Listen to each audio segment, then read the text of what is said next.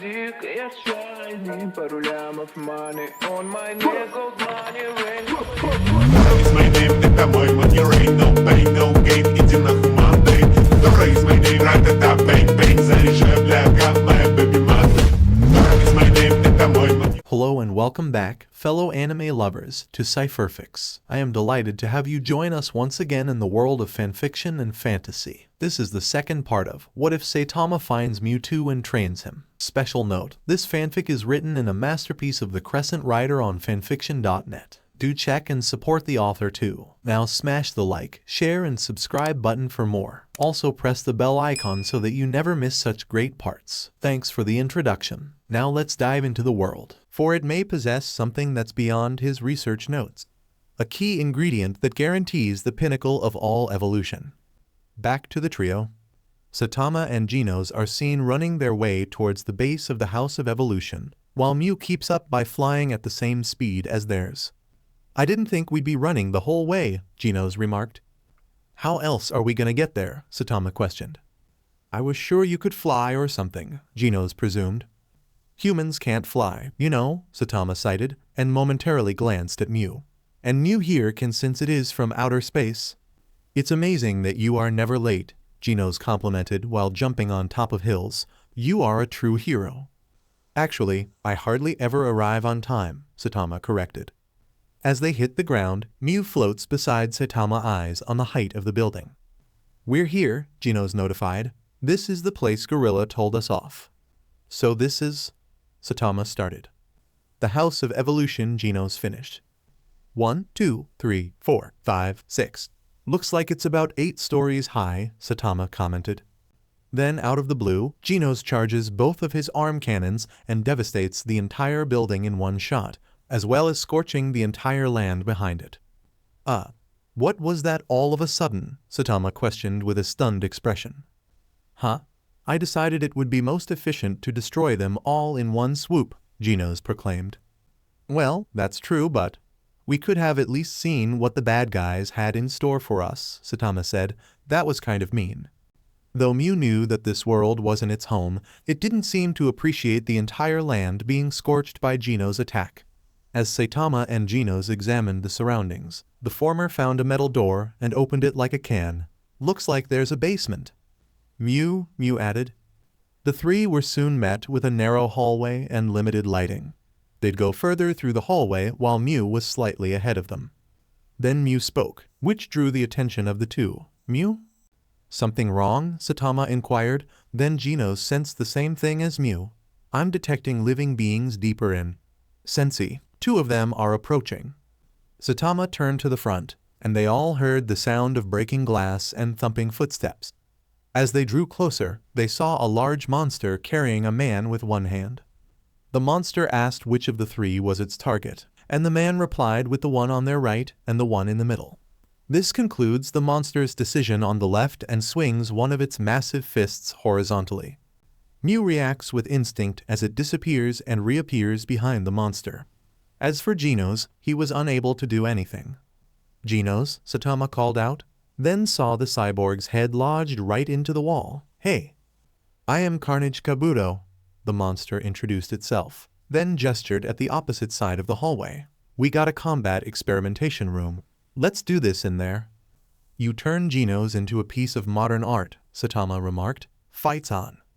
Carnage Kabuto grins with excitement and escorts Saitama to the experimentation room. Normally, it would have asked Mew to come along. However, it appears that its priorities are set toward Saitama rather than Mew. As they leave, Mew hovers toward Genos and then uses its psychic powers to pull Genos right out of the wall. Once removed from the wall, it laid him down on the floor. Moments later, Genos regained consciousness, raised his head right up, and looked for Saitama. With him not here, he turns to Mew. "Where did they go?" Mew just gestured the direction of its head towards the opposite side of the hallway. With that, Genos gets up and rushes his way there to engage Carnage Kabuto first. With Genos gone, Mew is left with the man that Carnage Kabuto carelessly carried here. It hovers its way toward him, and the man glances at it with a neutral expression rather than a stunned one. Mew then saw him stand up on the floor, hold onto his injured arm, and walk his way to the experimentation room while using the wall as support. His pace was slow and some parts of his body were bleeding. Even though he wasn't minding the pain he's currently suffering, the same cannot be said for Mew as it flew in front of him, which stops him in his tracks. "What do you want? Are you here to finish me?" Mew mouthed in confusion. "Well, it doesn't matter.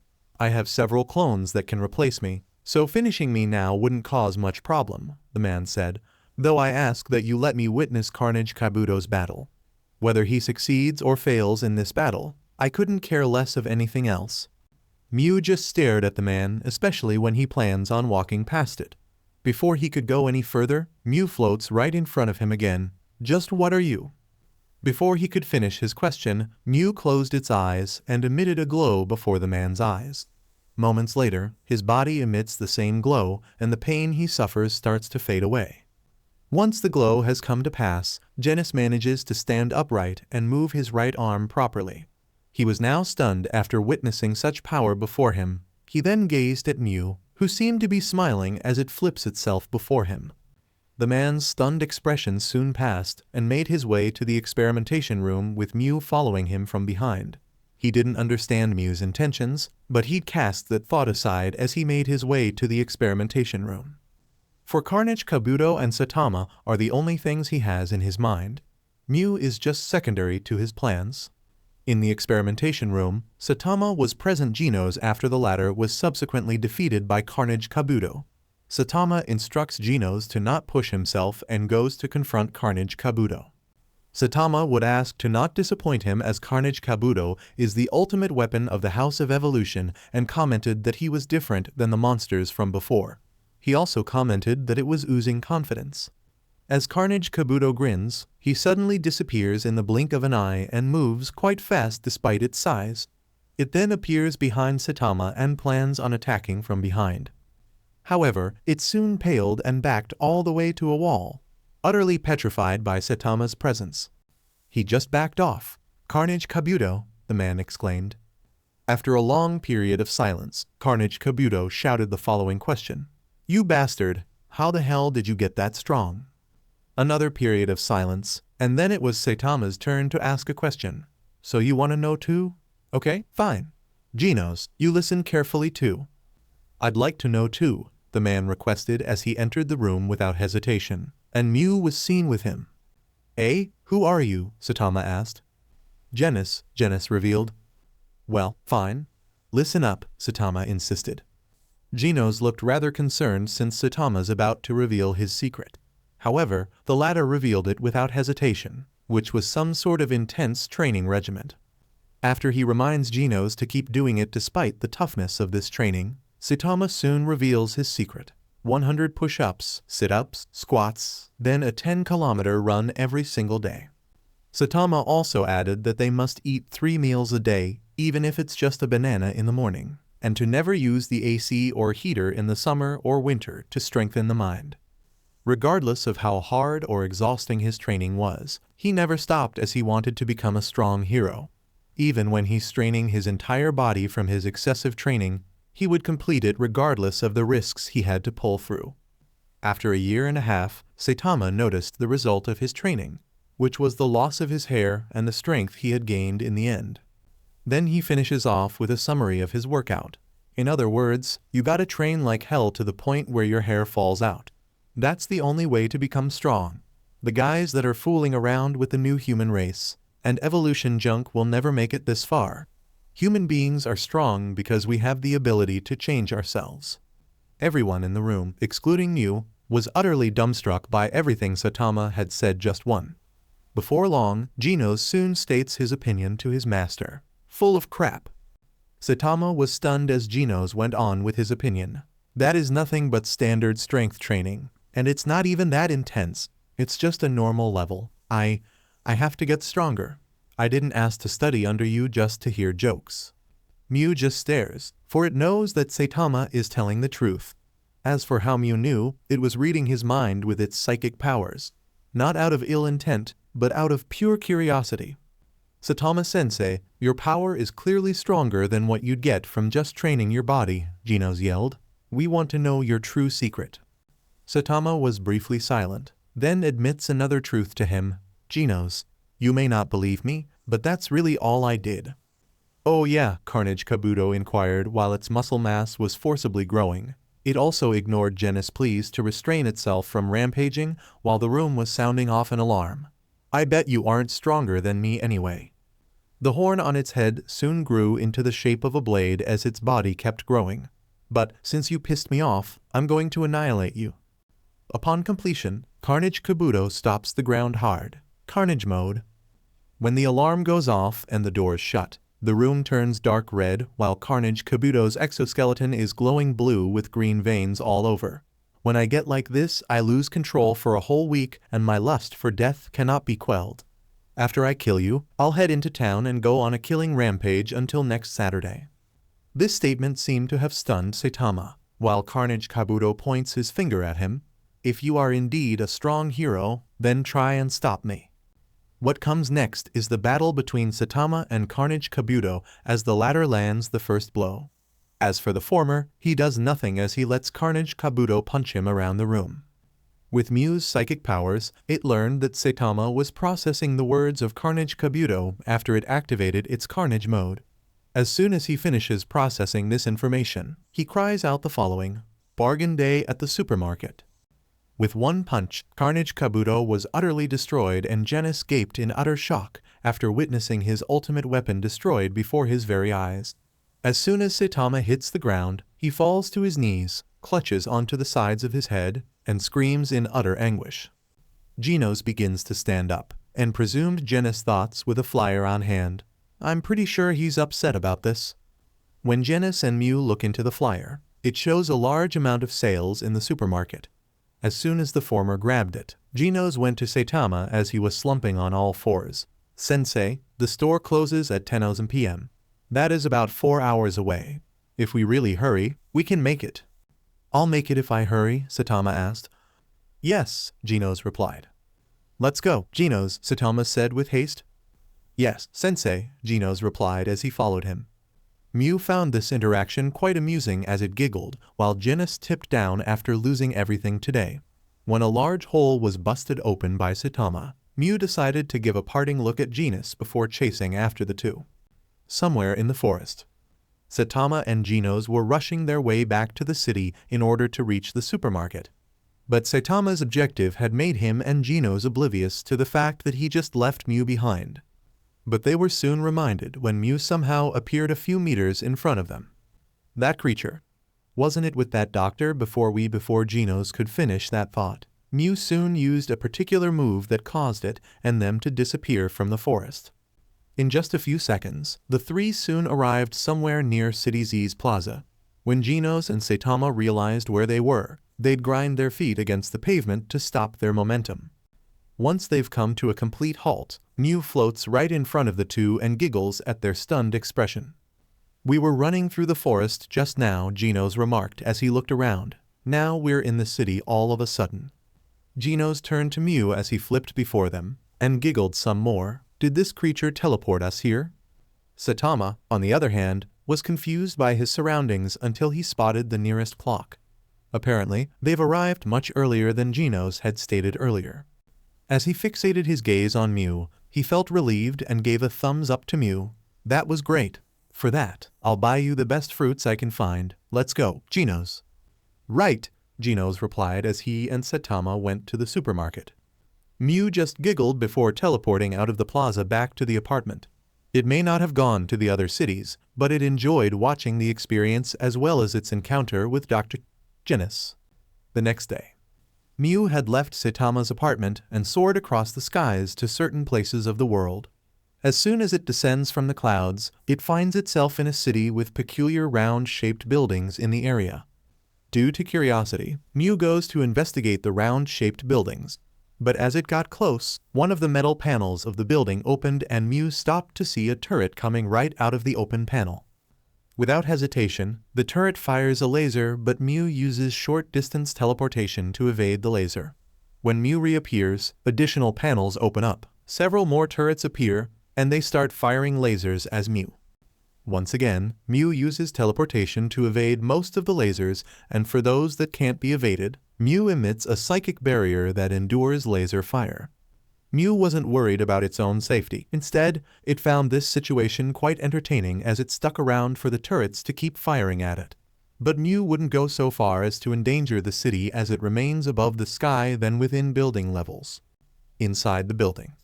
Not only did the defense system activate, but the same goes for the alarm system as the building's occupant. A 10-year-old child goes to check the surveillance system.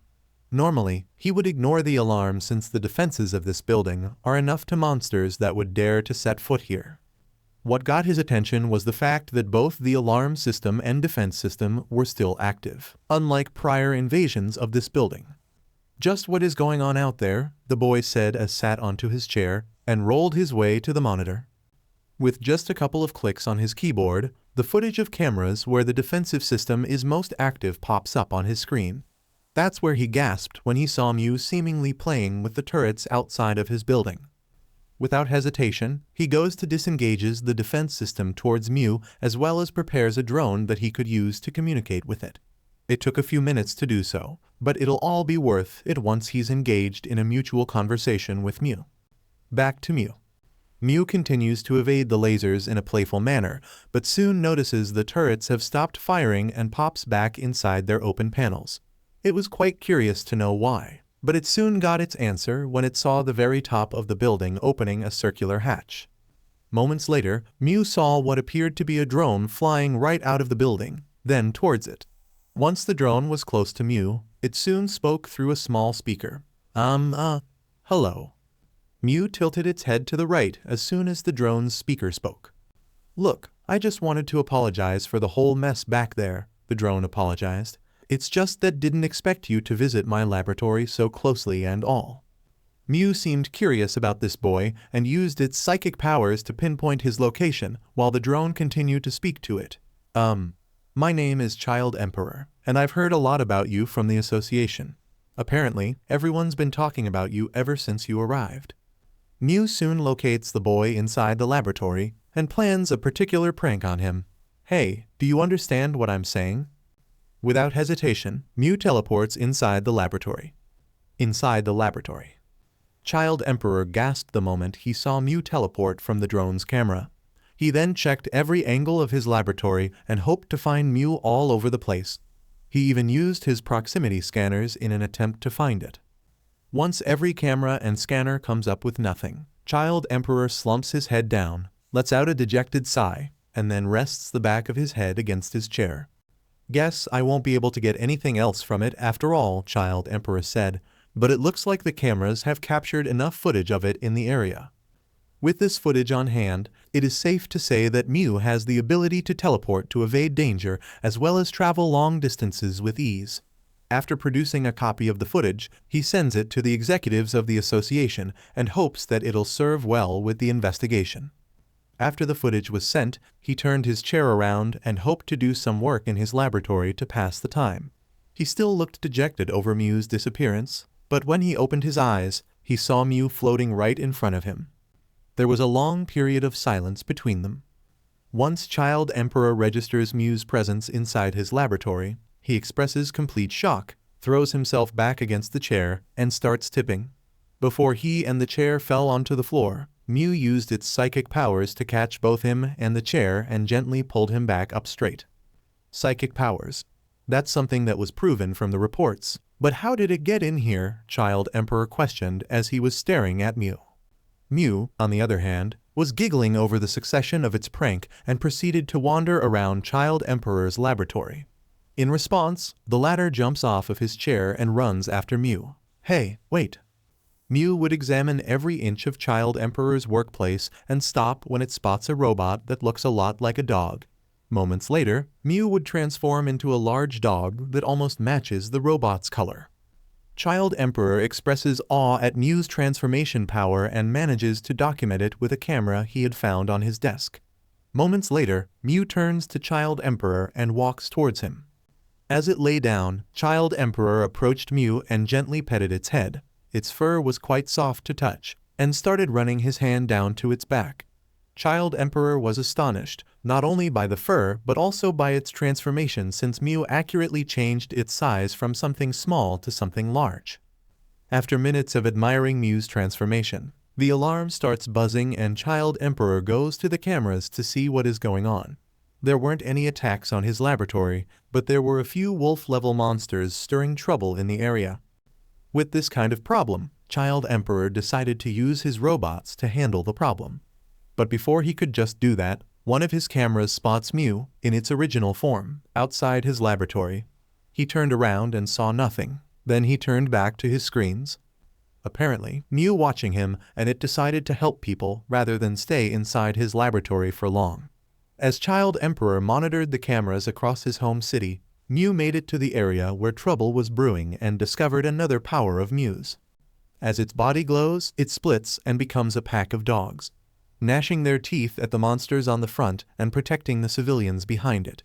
In a matter of minutes, the wolf-level monsters were utterly intimidated by this pack of dogs, especially when one of them breathed fire near their feet.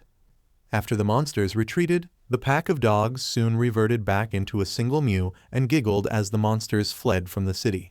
With nothing else to do, Mew decided to leave the city while Child Emperor was dumbstruck by Mew's powers. Psychic abilities, transformation, survivability in the vacuum of space. Now the ability to clone itself at will. If there is one word that'll summarize this creature, it's mystery. Because there's no telling what other transformation this creature has in store. Strong, Child Emperor remarked. No wonder the association wants it. As Child Emperor writes a report, he is still unaware of a certain someone, spying on him with a hidden camera. This perpetrator stares into the screen where his camera is angled, and the footage shows Mew's transformation ability before Child Emperor's eyes. On another screen, he saw the footage where Mew is capable of turning into a pack of monstrous dogs. This man then opened several other screens of previous sightings and clasped his fingers together. Only one word came into this man's mind: intriguing. Meanwhile, Mew continues to soar across the skies, but stops when it senses a faint signature of psychic energy. Due to this, Mew decided to pinpoint its location with its psychic powers. Once located, Mew flies toward it and finds the individual that possesses this signature.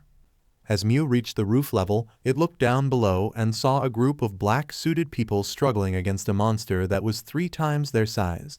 Most of them were tossed to the sides and unconscious by this monster's might. The remaining fighters are 2 men, and their leader wearing dark green dress. Mew senses the signature of psychic energy towards the woman in a dress, and when compared to the monster present, it could tell that she was incapable of defeating this monster alone, even with the assistance of these 2 men. Moments later, the 2 remaining men are swatted aside by the monster, and it goes in for the woman in a dress. Before the punch could reach her, Mew intervenes by conjuring a psychic bubble in between them. It had caught the blow and both parties were stunned by this sight. As soon as the monster was pushed back, the woman in a dress stared at the bubble. That bubble, it's definitely made from psychic energy, but this isn't my sister's. The monster questioned the woman on whether she made this bubble or not. Before she could say, both she and the monster were met with the one responsible. Landing on top of the pink bubble, Mew sat on top of it and started bouncing before the 2. The monster continues to press questions at the woman while the latter registers Mew's presence in the area. That creature? It's certainly responsible for this bubble, but I can't gauge its power with my own. Are the rumors behind this creature true? Before she can process her thoughts around Mew any further, the monster grows impatient and goes to attack Mew instead of the woman. In a blink of an eye, Mew evades via teleportation. It soon appeared in mid-air, and the monster growls at Mew when it saw it giggle from its frustration. It then looked around for the nearest object. The first thing it saw was a dumpster, and then it lifted it above its head. What follows is the monster throwing the large dumpster toward Mew, but the latter catches it with its psychic powers and throws it back with ease. Upon impact, the monster tumbles and falls due to the dumpster hitting it square in the head. When it recovered, it roared, "You little runt, face me on the ground, then remain above like a coward." Mew isn't offended in the slightest, but it descends to the monster's level since it demands a challenge from it. Thus, the monster fights Mew head-on, but is unable to lay a finger on Mew due to its psychic barrier. The battle was like a pebble being repeatedly thrown against a steel wall, and the woman simply watched as she analyzed Mew's psychic powers. Once she had finished comparing its power level to her own, It was clear to her that Mew's powers surpassed her own. Mew continued to giggle as the monster clearly struggled to land a blow on its body. Once it had grown tired, it was Mew's turn to attack. On the top of Mew's forehead, a sphere of aura was conjured. The monster looked rather distressed upon seeing this sphere. Before it could say a word, Mew hurls the sphere toward the monster's way and hits it at the very center of its chest. The monster let out a pained croak, and then it was knocked back several meters away from Mew's position. Once the sphere explodes, the monster lies defeated on the ground and Mew just giggles at the result of its battle. The woman was utterly stunned as something so small could defeat something bigger than itself. When she stares at Mew's back, an image of her sister's back appears before her and causes her to slump her head down in humiliation. Mew would sense her change of emotion and turn towards her. Despite her being a psychic, she was capable of reading her mind and learning what she was going through, which was a small sister that overshadowed her in every way. With that in mind, Mew decided to cheer her up by casting a particular move that heals both her and the people around her. She would take notice and glance down at her wounds.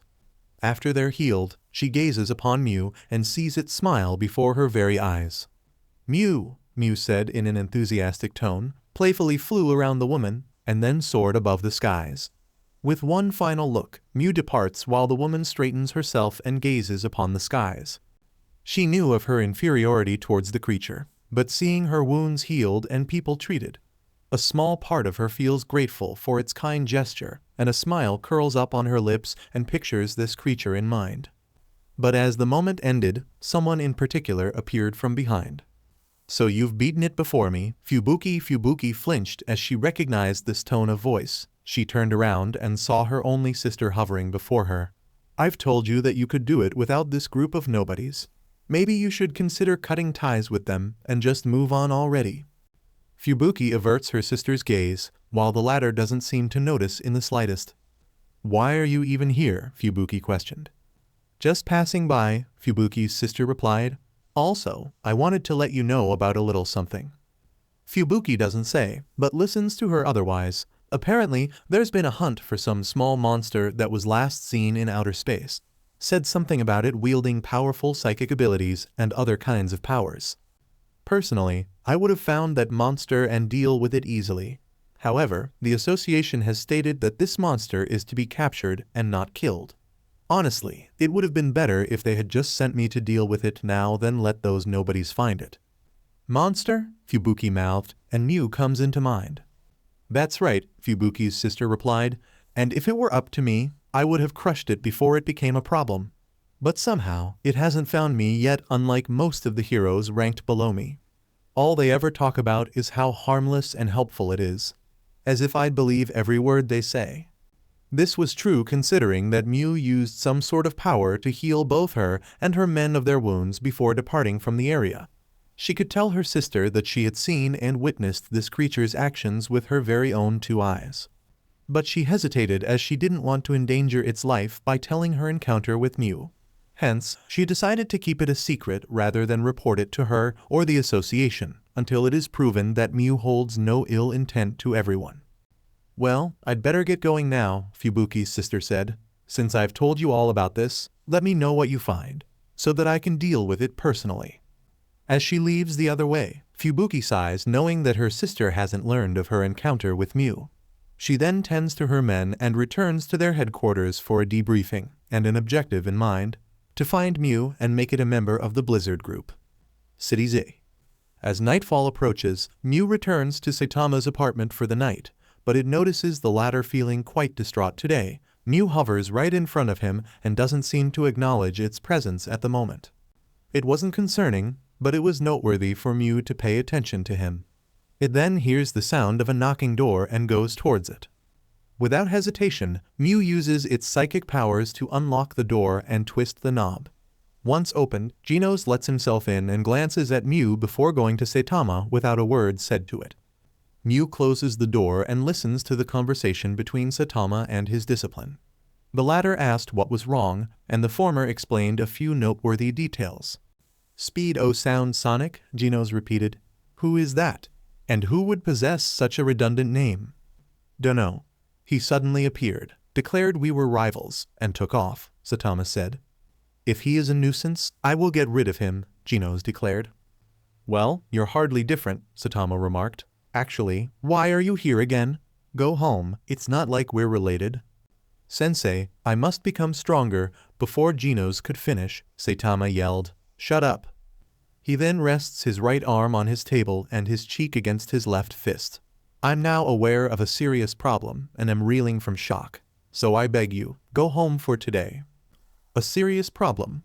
What could cause a problem for someone as great as you? Genos inquired. Please share with me. Saitama clasps his fingers together and contemplates on Genos' request. Mew just floats right next to Genos and waits for Saitama's answer. After a brief period of silence, Saitama reveals his problem to both of them. No one knows who I am. Genos sharply gasped at this revelation while Mew mouthed its usual tone at him. Saitama then goes about his past, which was 3 years since he first became a hero. He had fought all kinds of monsters and organizations in the past, and never had he once heard of a hero capable of doing the same feats as him. Yet despite all that, no one seems to know him even after everything he has done for the world and its people. He also finds it weird that he doesn't have any fans who'd praise him for his heroic deed. The last nail of this coffin was Saitama reciting Sonic's words "never heard of you" and everyone mistaking him for a terrorist. Genos processes everything he has heard just now, while Mew just floats right next to Saitama and pats the side of his head with its paw. Then the cyborg realizes one particular reason for his master's problem. Sensei, are you listed with the hero registry? With a simple response of no, Genos tells Saitama to check the forum website that is hosted by the Heroes Association. Saitama was reading through the details regarding the hero registry. As he read every line of the forum, Saitama trails off at the last entry. You may be doing plenty of hero work, but self-proclaimed heroes are really just weirdos. Weirdos spouting nonsense viewed with suspicion, Genos finished. Saitama was irked at this, then pressed his forehead against his clasped fingers. I had no idea. Genos, are you registered? No, I feel no need to, Genos replied. Saitama looks up to Genos, and then an idea comes into mind. Let's register with me, and I'll make you my disciple. Let's go, Genos replied without hesitation, then recalled a particular matter as he turned to Mew. But what about this one? Saitama turned to Mew as well and cupped his chin in thought. Mew is quite incredible, and the local news has talked about it several times more than anything else in the media. But due to its small and furry appearance, the Heroes Association may deem it a monster and may endanger it in the process. I think it shouldn't come with us. It's great and all, but people have been talking about it more in the news than anything. I see, then I guess it's just us then, Genos said.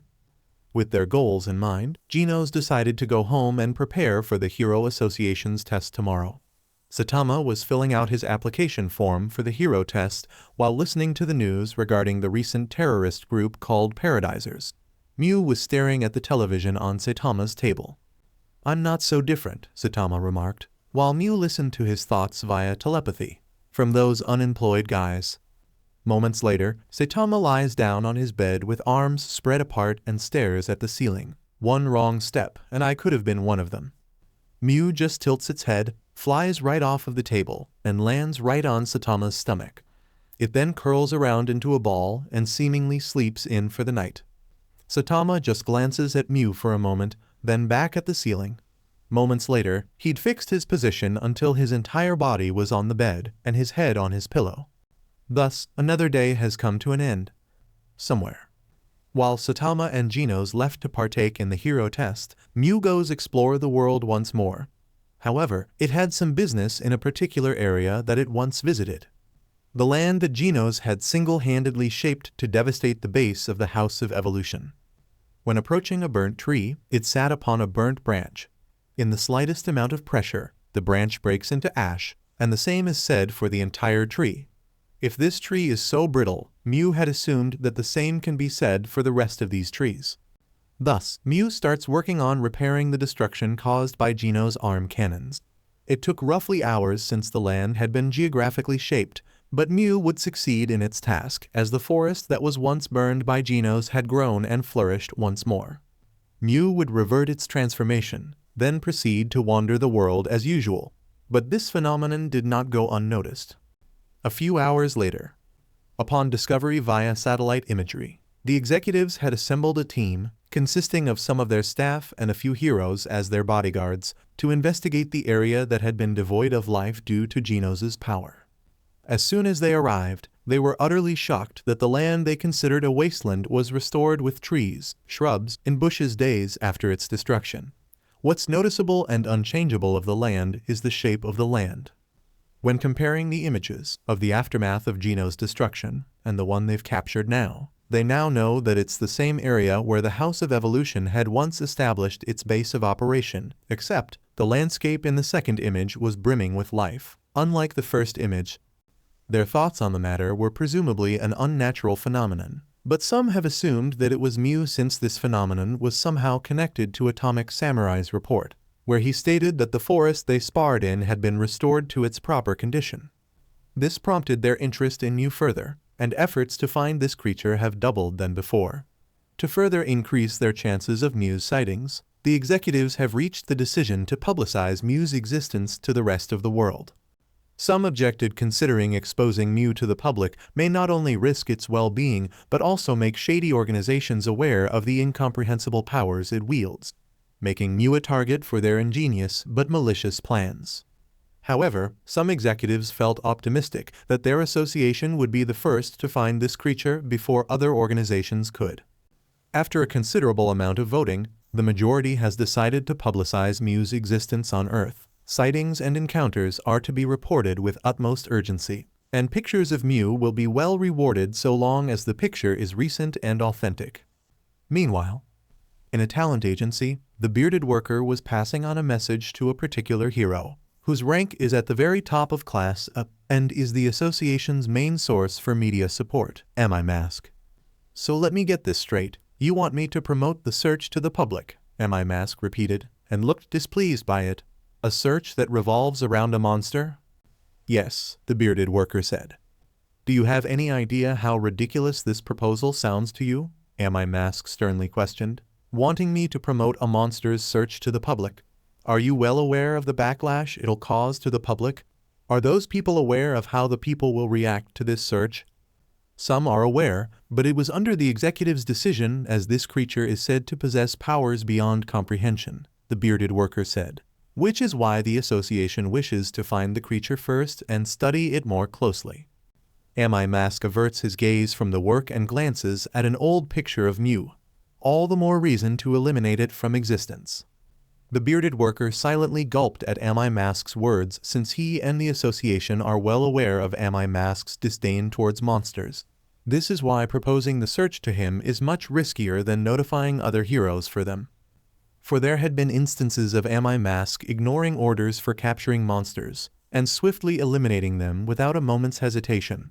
The only reason why they ignore these incidents is due to Am I Mask's reputation and credibility to the public. Without further discussion, the bearded worker left the room and Am I Mask expressed his opinion through action. He would grab the photo of Mew, crumble it with one hand, and drop it in the nearest bin. He may be aware of Mew's positive reputation to the public, but it doesn't change the fact that Mew's a monster and must be wiped out before it unveils its true nature and spreads its evil across the world. The following day, in Saitama's apartment, he is in the middle of his breakfast while Mew is sleeping as it curls itself into a ball on his table. As he stared at a sleeping Mew, he recalled a particular conversation he had with Genos after they became official heroes in the hero registry. Apparently, Genos had spoken to the association staff, and they explicitly stated that they're searching for Mew and all matter of sightings, interactions, and encounters are to be reported to them directly. They even said that if possible, he would bring Mew to the association where they can study Mew further. The reason why Genos decided not to reveal encounters with Mew is because he needed his master's approval to share that knowledge with the association, to which Saitama said that he'll think about it. If I think about it, Mew is incredible on its own. It can fly, transform into whatever it wants, and all kinds of stuff. If it were to join, it would have reached Class S in no time, Saitama remarked, whilst thinking of his position in Class C. He pondered to himself, what if he were the one who brought Mew to the association?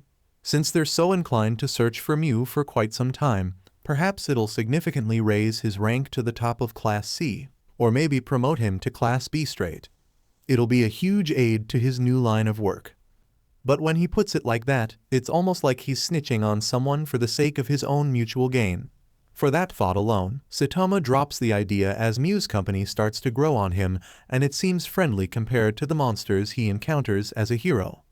After a few knocks on his door, Saitama soon heard a familiar voice from the other side of the door, "Sensei." Saitama goes to the door, and opens it to see Genos standing in front of him. "I may sound imprudent of me, but may we spar somewhere secluded?" Sure," Saitama agreed. "I'll just change for a moment." "Understood," Genos said. As Saitama lets his disciple in his room, he goes to change into his costume while Genos gazes at Mew on the table. As soon as Saitama had changed into his hero attire, the cyborg turned to him with a question. "Sensei, about your decision on this creature." "Huh? Oh, forget about it," Saitama replied. "Are you certain? The association has stated that they've been looking for this creature for quite some time now. Surely, it'll help you boost your ranks should you present Mew to them," Genos stated, while Mew popped one of its eyes open. "I know, but like I said, forget about it," Saitama stated. "If I want to rise from the ranks, I'll have to work my way up, not take shortcuts. If I resort to such means, then what kind of hero am I?" Genos sharply gasped at his master's words, processed them through his mind, and asked one particular question. "Do you have a pen and notebook you can spare?" "Sure, it's right over there," Saitama replied as he pointed at the desk drawer. Genos immediately goes to the desk drawer and starts writing down the conversation in this notebook. "What are you doing?" Saitama inquired while he sweat drops at Genos' behavior. "Recording your words of wisdom, and I solemnly vow not to share any information about this creature unless you allow me," Genos replied. "You could have just said okay instead of that, you know," Saitama remarked in his mind. Then he noticed Mew awake as it floated right next to Genos. "Oh, you're awake." "Mew," Mew mouthed while Genos stopped writing to glance at it. "Do you plan on heading out?" "Genos and I were just about to leave for a match," Saitama inquired. Mew just floats towards Saitama and stays by his side rather than leave through the balcony. Hence, it made its decision when Saitama said, "I guess you're coming with us then." With that decision, the three left the apartment together and made their way to a secluded valley where Saitama and Genos would spar for the very first time. Valley. As Mew watches from above, Saitama and Genos first engage in a particular conversation that revolves around their new line of work. "Hero registry?" "Yes," Genos replied while looking at his phone. "I am a Class hero and you are a Class C hero. We are both ranked at the very bottom. Right now, we are still listed as Genos and Saitama, but as we perform more heroic acts, we will acquire hero names." "Hero names? What are those?" Saitama inquired. "I believe they are like nicknames that capture a hero's characteristics. For example, I might be the blonde cyborg," Genos presumed. "Wait, if that's how it works, won't I be like the caped baldy?" Saitama assumed while holding his cape, though it was ignored as Genos continued. "Aside from being ranked by ability, you can also be ranked by popularity. There are some heroes that have fan clubs." Saitama expressed some interest, though was shut down when Genos bluntly remarked, "Well, no one cares about that. Thank you for agreeing to my unreasonable request today." "Yeah, well, I did promise to make you my disciple," Saitama said as he walked meters away from Genos. Then he turned towards him. "Is right here good?" "Yes," Genos replied. As for Mew, it was in between the two and often turns its head to the two. "So we're just having a practice bout, right? Not fighting for real?" Saitama inquired. "Yes, that's what I have in mind," Genos replied. "But I want you to go all out, so I too will give it my all." Genos assumes a fighting stance while his cybernetic body begins to power up. "Please grant my request." Saitama doesn't reply, but Genos won't wait for an answer as he launches himself towards Saitama. Mew's reactions were quick as it teleported out of the battle to the skies where Saitama and Genos' bout may not reach them. As fast as Genos' strikes are, Saitama's reaction speed and movement speed were far better than the cyborg's as the latter's attacks seemed slow to him.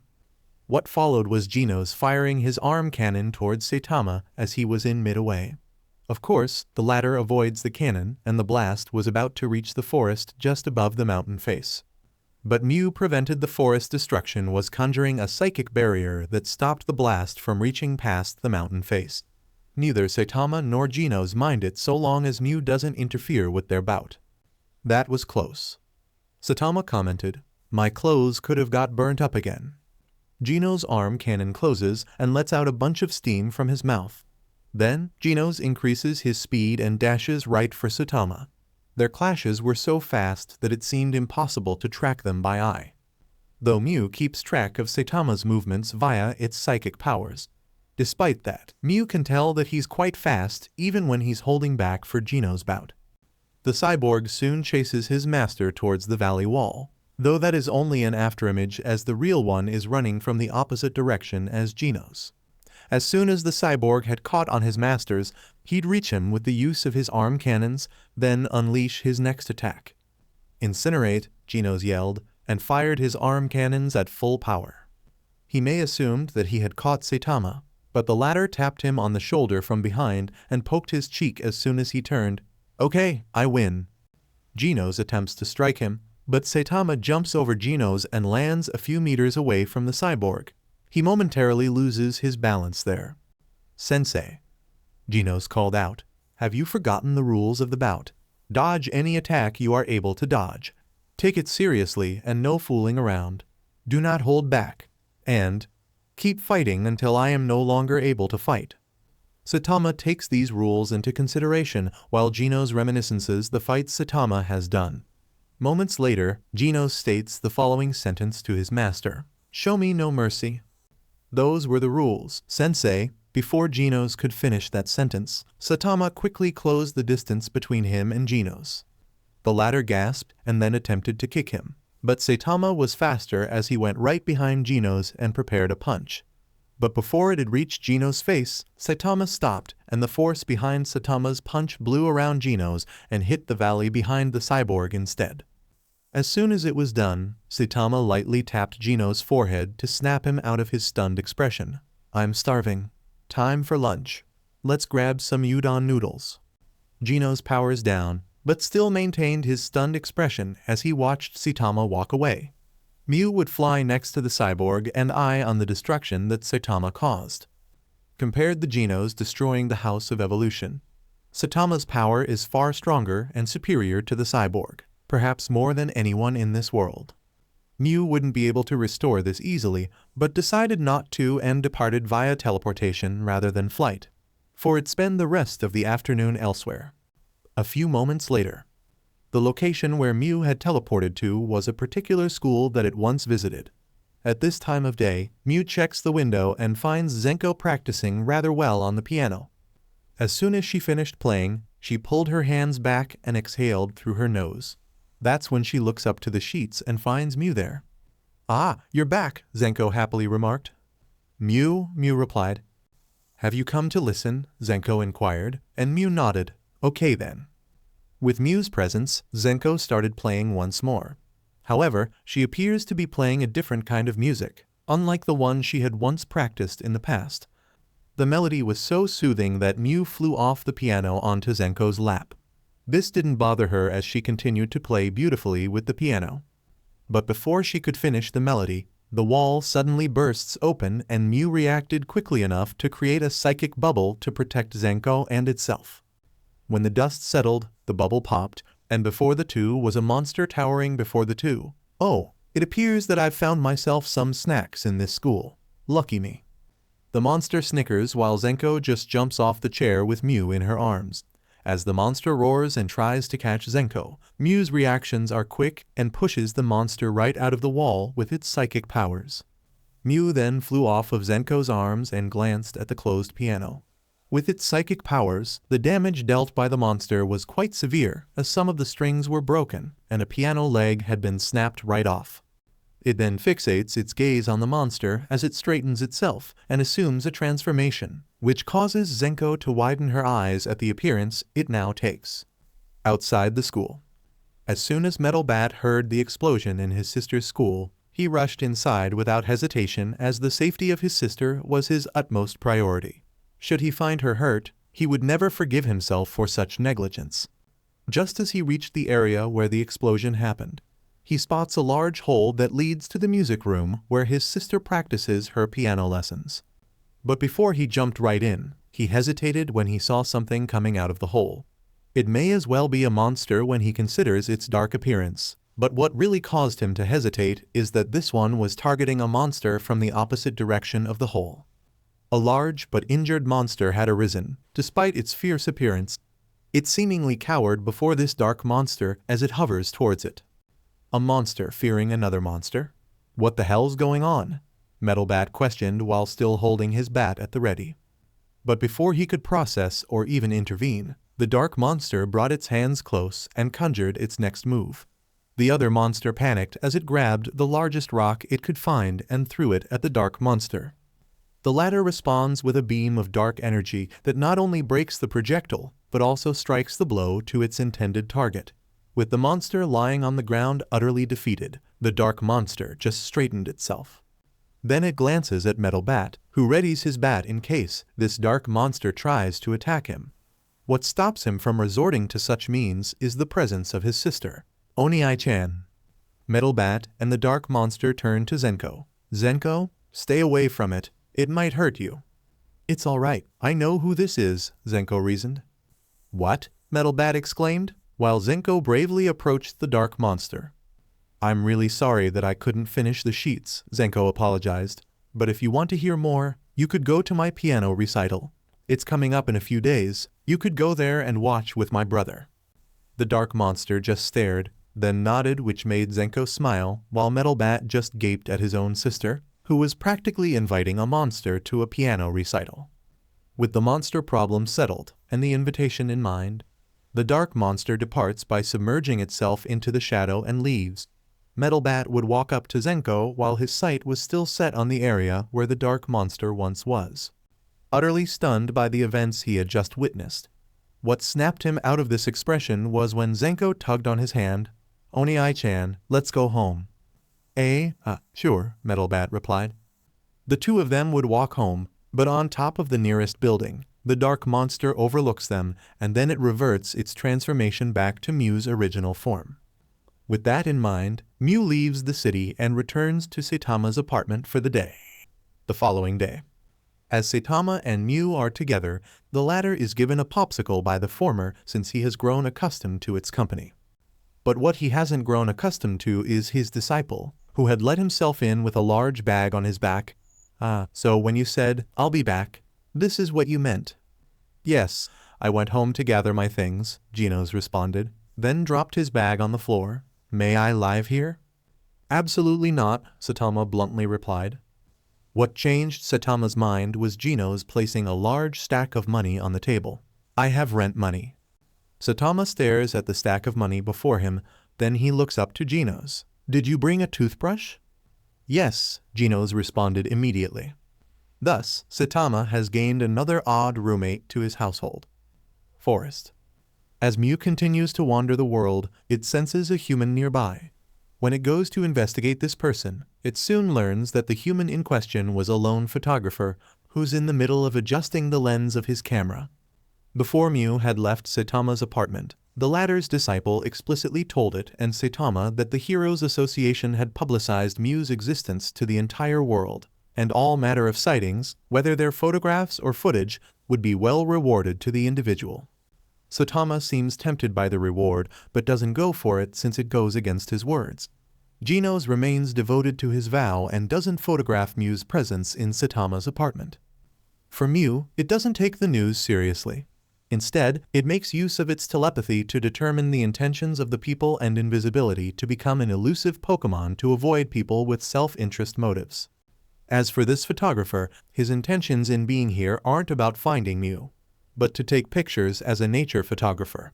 Based on Mew's understanding of the occupation, via the man's memories, nature photographers don't often make a lot of money as the average class hero, and it comes with various risks such as natural disasters, predator attacks, and even direct confrontation of occasional monsters lurking in the forest in secret. To add more risk to their life, they are often alone and can't afford the services of bodyguards, let alone a hero to accompany them. Even if they do manage to hire someone to protect them, they're required to stay far from the photographer, or they'll lose the shot. Occupation aside, Mew peers through the man's memories further and learns that the reason he chose to be a nature photographer isn't about fame or money. Instead, he's all about capturing the beauty within Mother Nature, and for the sake of his mother's health. His reason for becoming a nature photographer isn't his incapability to pass the hero test. But his awareness of this line of work and fighting monsters isn't something he and his mother want to do in life. As Mew observes this photographer quite closely, it learns more of the wildlife that lives in this world, and they aren't the same creatures as those in its home world. Here, they are nothing more than normal animals. The current shot this photographer is after is a small herd of wild deer. He was quite versed in traversing his way through the forest and over some rivers. Mew follows him from behind but doesn't face the same problems as the photographer since it can fly. After minutes of travel, the photographer was a bit tired and went to take a break. Mew would hide behind the leaves of the tree and observe the photographer. What the photographer packed was a thermos filled with homemade soup. As he poured a cup, he gently cooled it down with a few blows and slurped it down. As he finished half of the cup, the smell soon found its way to Mew. In response to this aroma, Mew was intrigued by the scent alone and waited for the photographer to finish his cup. When he did, he closed the thermos, placed it on the ground, and the lid is placed on top of it as he grabbed a small container filled with water. Whilst he's preoccupied with his water, Mew carefully uses its psychic power to gather the remainder of the soup from the lid and makes its way towards it without drawing the photographer's attention. Once it reached Mew, it opened its mouth and ate the ball of soup. It looked pleased with the taste and hummed with approval. After it swallows the ball of soup, the photographer finishes his break, covers his water container and thermos, and continues his search for a herd of deer. Mew would continue to follow him, but it soon sensed a malicious presence within the forest, and it's not far from the photographer's position.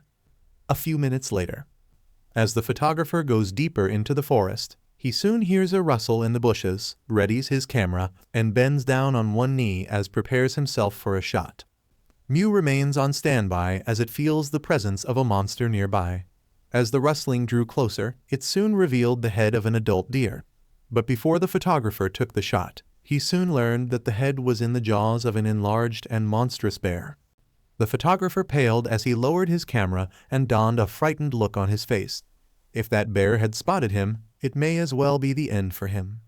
For Mew, it was concerned as it felt the photographer's fear towards the bear, but it remains hidden until the bear finds him hiding in the bushes. After the monstrous bear chomps the deer's head, it proceeds to sniff its surroundings while the photograph tries to control his composure and silently leaves the area. What gave him away was his foot stepping on an unlucky stick and making an audible crack that passed through the bear's ears. The monstrous bear turns to him, stands on its own 2 feet, and lets out a ferocious roar which causes the photographer to stutter, then makes a run for it. The bear gives chase and the photographer is forced to lighten the weight by dropping the bag that contained his thermos and water container.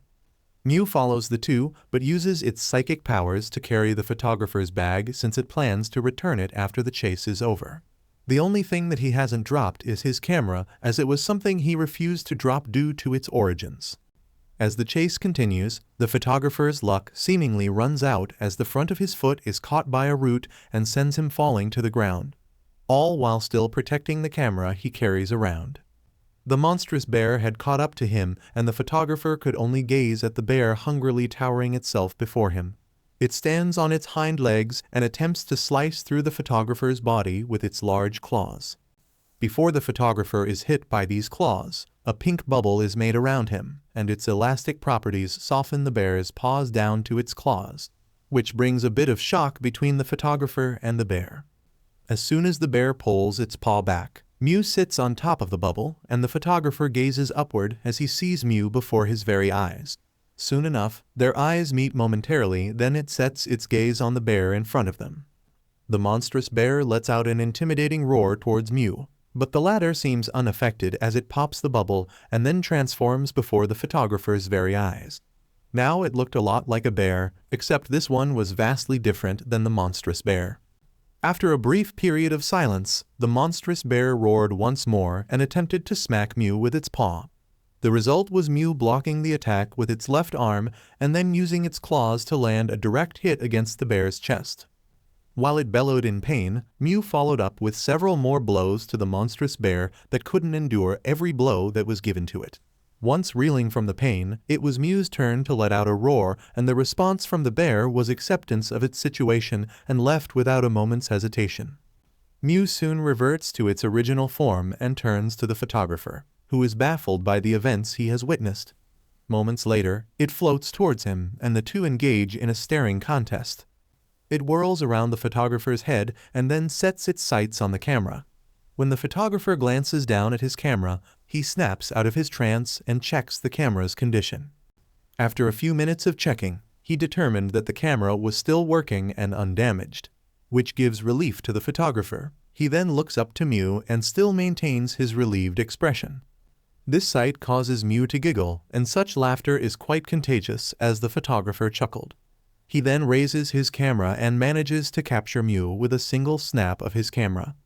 Mew doesn't mind this due to their awareness of the photographer's intentions and does some more good by returning the bag he had dropped during his chase. "My bag!" the photographer exclaimed and examined the contents. When everything is in order, he looks up to Mew with a smile. "Thank you." Mew responded and flew circles around. Moments later, Mew transforms before the photographer and dons what appears to be a large deer-like creature he had never before seen in his whole life. The photographer's response is to stand upright, adjust his position and angle, and snap one photo before examining the shot. He was awestruck by the photo and Mew seemingly glances at the camera. After that, Mew spent more time with the photographer for the rest of the morning. When it's past the afternoon, the photographer packs up his camera and plans on heading back, but not before giving a few parting words to Mew. "Thank you very much for saving me and for providing such magnificent photos." Mew replied, flew around the air, then soared towards the sky until the clouds covered it entirely. The photographer just smiled at his encounter with Mew and made his way back to the city with the photos he had taken and the story he planned to share. The next day, as Mew watches the news with Saitama, Genos is in the kitchen washing the dirty plates, tableware, and even a large bowl that has been used to cook lately. While there wasn't any crisis to be had in any cities, there was one particular segment of the news that brought up the following headline. Sightings of the elusive cat creature were captured by a nature photographer. The following dialogue consists of a summary of the photographer's background, whom Mew once met in a forest yesterday, and what comes after is the photos that were caught by the photographer's camera. Not only was Mew shown in the photo, but they also showed several pictures in which the photographer claimed that this small creature is capable of transforming into large and unfathomable creatures beyond anything he's seen and learned in his entire career as a photographer. The photographer was also given an interview for a full detailed scoop of his encounter with Mew and gave the whole truth before the reporter. He even stated that it doesn't appear to be evil as some people might say, as he revealed that if it hadn't been for Mew, he would have died at the claws of a ferocious and monstrous bear. After the interview, the reporter also revealed that the photographer's photos had landed him a staff position in the Heroes Association for his skills and potential for photography. In other words, he's gained a lot of recognition in submitting photos of Mew's sightings. Mew just smiled at the photographer's success, while Saitama didn't appear to be interested even though Mew was involved in the report. What did get his attention was the large reward money that was given to the photographer just for taking a single picture of Mew, which was over 250 million yen due to Mew's foreign origin. Despite Saitama's somewhat neutral expression, most of his thoughts on the matter had wandered out of his mind. All that remained was his thoughts on the reward money. 250 million. 250 million, Saitama processed. That can't be right, can it? 250 million. While Saitama was fixated on his thoughts alone, Mew just stared at him while Genos walked in and noticed his master's mood. "Is something wrong, sensei? Did something bad happen?" Genos then turns to the TV and spots the photographer as well as the reward money that the latter earned for capturing a single photo of Mew. After processing the potential cause for his master's problem, he thought of one possible scenario and flipped his phone open. "I shall contact the association and request for the photographer's presence. If you wish to be on the news, then this man will aid you in it." No, that's not it, Saitama blandly replied. What? Genos expressed. I swore that I wouldn't reveal our connection as it goes against everything I stand as a hero, Saitama blandly explained, even with such a high reward. Though Saitama admitted this to his disciple, it is a different story for Mew, as it can be seen that he was utterly displeased by the fact that the reward wasn't claimed by him since he'd been living with Mew this entire time. Genos misinterpreted his master's words and hid his phone away. I see, so you are displeased that this man has claimed the reward before you. In that case, I will go to the association and meet this man face to face. How about not, Saitama said. Mew just watched the two men converse with one another and just giggled at their usual shenanigans after Genos had subsequently moved in with his master. It then continues to watch the news further as the photographer revealed that thanks to the Heroes Association, the condition of his mother was vastly improving. And he stated that he owed his gratitude to the associations and the benevolent creature he had encountered. Meanwhile, in a high-rise apartment, M.I. Mask is seen watching the news about the photographer, and then he shuts the television off after the report has subsequently ended. He would cast the remote aside and sit back against his couch as he pondered about the utter rubbish he has seen on television. Not to mention the fact that the association boldly publicized Mew's existence to the entire planet just so they could get a better chance at studying the creature rather than kill it on sight. He even considered the photographer's words of gratitude rubbish because he thanked Mew more than the association itself, part of the job offer he received for submitting a photo of Mew's sightings. It seemingly goes against his philosophy, as the heroes of the association must be human and beautifully symbolize justice above all. Never a monster, no matter how large or small that monster is. If Mew were to find its way to the association, then it would compromise everything it stands for. Even though it's his personal opinion, he couldn't afford to have such a scenario happen. Which is why he sent a short message that solely regards his participation in the search. Even though the range of his search will only reach City R and other cities whenever he's in interviews, movie shootings, and live stage, he stated that he'll do what he can to find Mew. But beneath his words, he swore to eliminate Mew before it even had the slightest chance of escape. For the sake of humanity and justice, he will cleanse this creature from the face of the earth. In addition, he would use the other photos that the photographer caught in an attempt to antagonize Mew and break its benevolent reputation piece by piece. Elsewhere, in the home of the association's top second of class heroes and strongest esper, Tatsumaki, she had watched the news with a bored look on her face until she discovered the report regarding Mew's sighting. It caught her attention as she listened to every detail the photographer had to say. She also gazes at the photos displayed and puts Mew's appearance in mind. Originally, she wanted to just find this creature and test it to see if it was as powerful as the people said it be. But whenever she's sent to cities fighting monsters, Tatsumaki often runs into dead ends as she can't detect Mew's presence anywhere with her psychic power. Mew's elusive nature caused Tatsumaki to feel actual frustration compared to the times she had to handle several monsters alone and the uselessness of the heroes below her. However, she doesn't resent it for being elusive. For the course of Tatsumaki's career as a hero, never has she run into the trouble of finding monsters, no matter how large or small it appears to be. But when it's Mew, Tatsumaki was intrigued by this supposed challenge. This is why she willingly participated in the search and hoped to find Mew first so that she could challenge it before bringing it back to the association for studying purposes. But if Mew were to fall easily against her, then she would have wasted her time in participating in the search. In another location, one of the association's class hero, the fastest hero whose slashes are instantaneous, Flashy Flash, had received the task regarding Mew's sighting, and his opinion in the matter is quite neutral considering that he claimed that nothing will escape his sight. But throughout the days of fighting monsters as well as dangerous criminals, Mew has yet to show up before him, and his initial assumption is either it's too afraid to approach him or it's well aware of his abilities. However, both assumptions turned out to be false, as the recent sighting of Mew by an average photographer is something he considered a blow to his ego.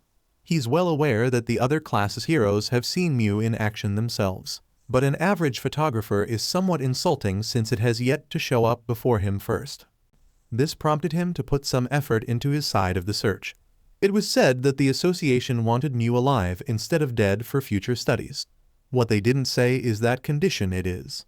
If Flashy Flash has to severely incapacitate Mew to prevent it from escaping, then he'll do so without hesitation.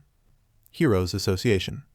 While most heroes contribute to their part of the search, the same is said for their staff members, as some attempted to pinpoint its recent locations on the entire world map and triangulate its possible routes.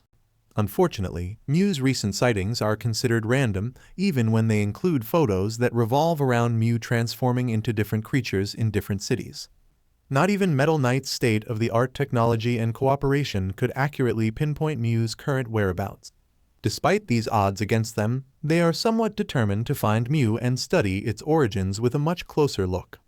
But as they recount the previous locations it was in, and triangulate them all together, their assumption of Mew's next appearance would be in a particular city, where one of the association's greatest heroes is residing there. So alright folks, that's all for today. Stay tuned for part 3. Do subscribe, like and share for more such videos. Also check out the story and author the Crescent writer FANFICTIONnet. Press the bell icon to be notified first on release. See you in the next video. Till then, goodbye.